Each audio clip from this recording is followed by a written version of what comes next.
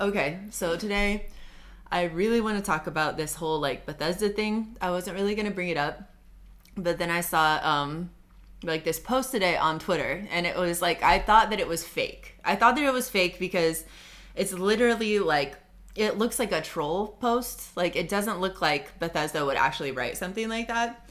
And so as I was going through, I like fully expected this to be a hoax. I was like, this is not real. Like, there's no way that this is real. Like, literally, I can show you the post right here on Twitter. And this is what it looks like. This is literally, so it's Juicehead talking about Bethesda is responding to negative Starfield reviews on Steam. Absolutely bizarre, if you ask me. And despite media attention, this hasn't stopped. The last response is from today.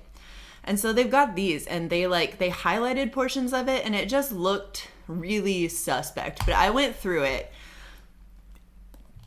I don't know what to say. Like, I'm like at a loss for words. Like, I don't really know why they thought this was a good idea, or like who on their like PR team was like, yeah, let's like get out there and respond to some of this. Like, I don't know. I feel like they couldn't have possibly read these because these did in fact turn out to be real. And I'm just blown away. So we're going to like kind of read some of them and see what they say because I just cannot.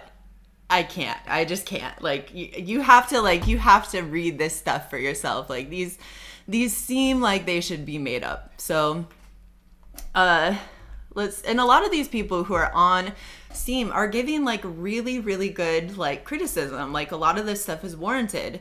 Starfield was a game that kind of had like a really mixed review. Like some people really liked it and some people really didn't. Like it seemed to be like a niche game. Like some people, it was right up their alley. And like, I'll admit that I was a person who, as soon as I saw the game trailer, like in my heart of hearts, I was like, I don't think this is for me. And like, but I didn't want to believe it because it was a Bethesda game. And so I was like, okay, I'm going to go ahead. I'm going to get it. Like, I love Bethesda. I bought an Xbox to play Starfield. Like, you know how Xbox said like, oh, nobody will buy an Xbox, or what's his name? Pete, what?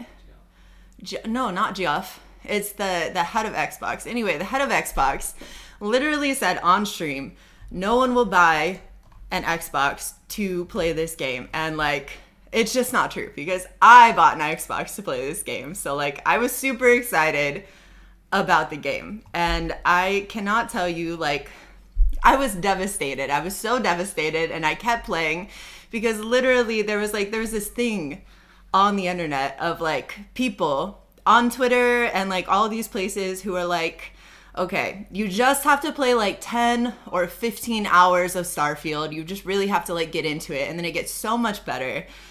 And so I did. I played about 10 hours and it never got any better for me. Not to say that the game is bad. It just was not for me. And so it didn't get any better. And I have this theory that it was like, there's some kind of conspiracy theory, like maybe Bethesda paid off these reviewers to be like, hey, you have to play this many hours of it because they knew people weren't going to jive with it, kind of like their other game. And so, yeah, because what is it, like 2 hours on Steam? If you play over 2 hours, you can't refund the game. So I just feel like, yeah, I feel like that was totally, there's a little conspiracy theory there. I don't know if that's real. I don't know if that's just me, but that's kind of how I feel. So anyway, let's get back to just kind of like what these people are saying, because it's rough. So this person rightly points out the fact that there are like a ton of, is this the loading screen one? Let's see. Yes. So this person rightly points out that there's like a bunch of loading screens and a bunch of menus in between like different like points that you fast travel to. They also made a lot of other really good points. However, that for some reason the community support person decided to just ignore all of those and like completely zoom in on that fast traveling point. And this one is just funny because it reads like straight parody. Like I don't even know why they thought this was a good idea, but they said, and I quote, while there may be loading screens in between fast traveling, Just consider the amount of data for the expansive gameplay that is procedurally generated to load flawlessly in under 3 seconds. We believe that shortcoming will not hinder our players from getting lost in the world we created. Bethesda. Bethesda, babe. Who is this? Falco, babe, Falco. Like, why do the players need to think about how much data is loading?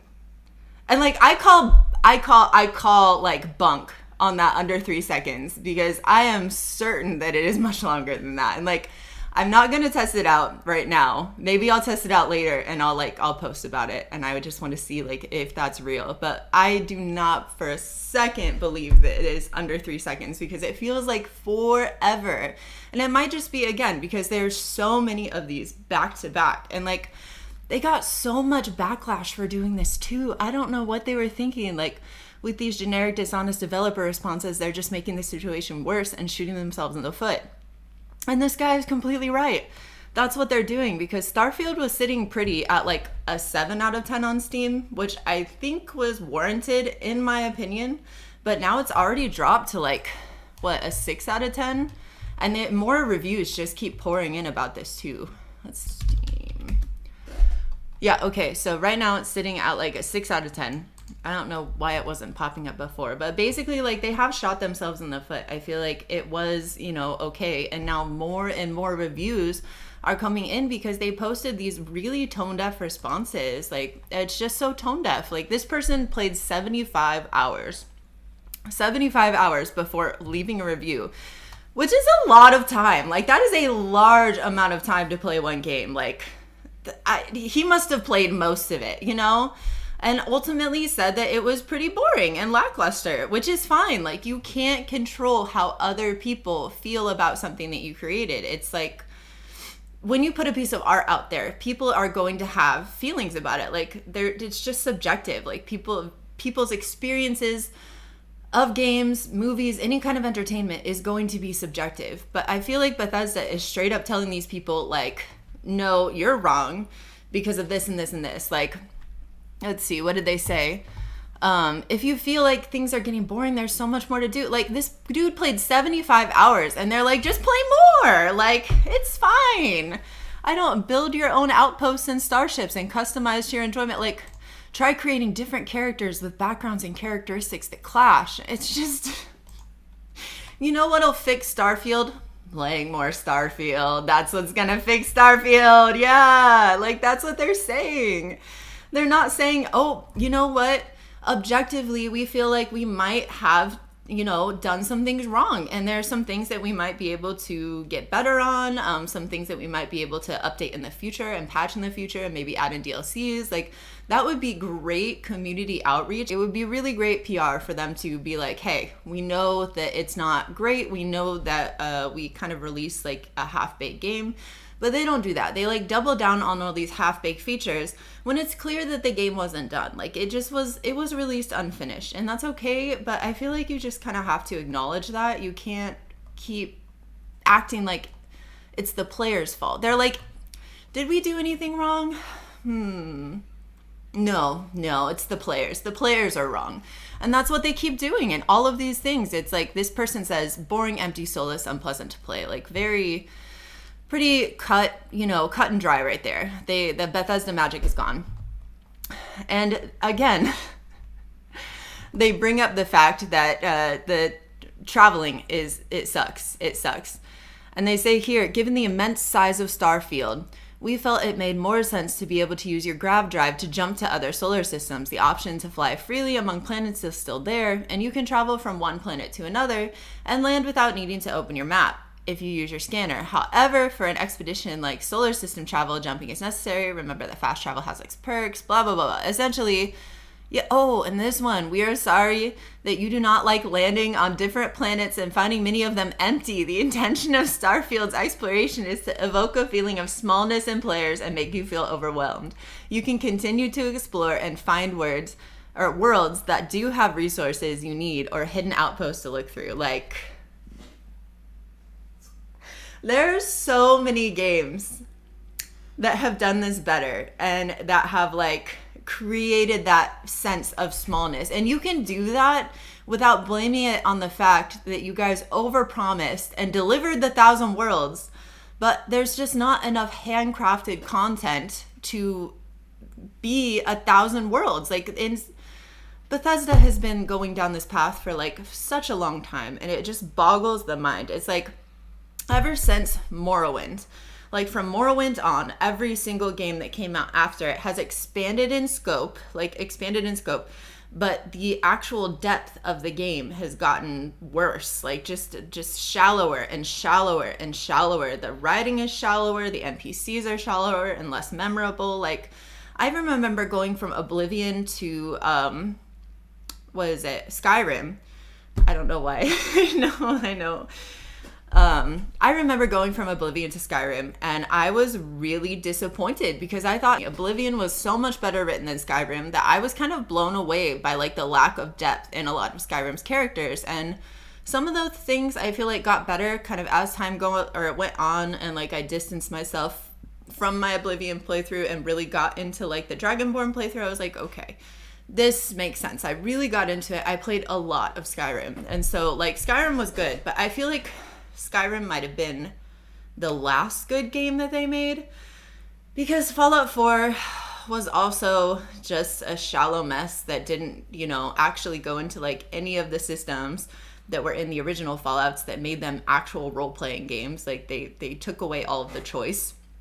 And then Fallout 76 was just a complete disaster. And you could argue that it doesn't really count because it was made by Bethesda's like second studio. But at the same time, I feel like that was kind of like a warning of things to come. It was like a red flag, And so we shouldn't really be that surprised after Todd Howard got on stage and like was like, yeah, we're gonna do 1,000 planets and it's gonna be great. Like that kind of that sunk my heart, because I knew that a little bit of that Bethesda magic was dying with that statement. It's like it's too wide and too shallow. There's just nothing to get immersed in. Like, I can't even remember any of the NPCs in Starfield. Granted, I only played 10 hours again, but I was just very, very disappointed. Anyway, let's read a couple more, because there's like, let's see, there's so many of these, but there's one more that I have to go over because it reads like straight parody. It's like, I saw this video the other day about this person who had seen at this restaurant that they had this cheesecake, and it was like a really soft, silky center, and they ordered it, and what they got was like underbaked cheesecake.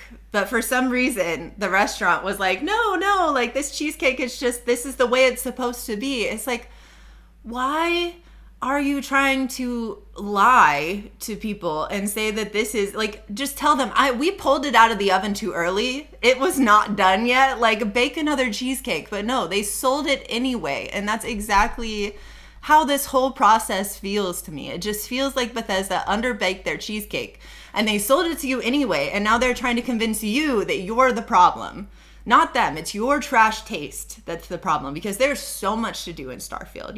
It's like, it's insane.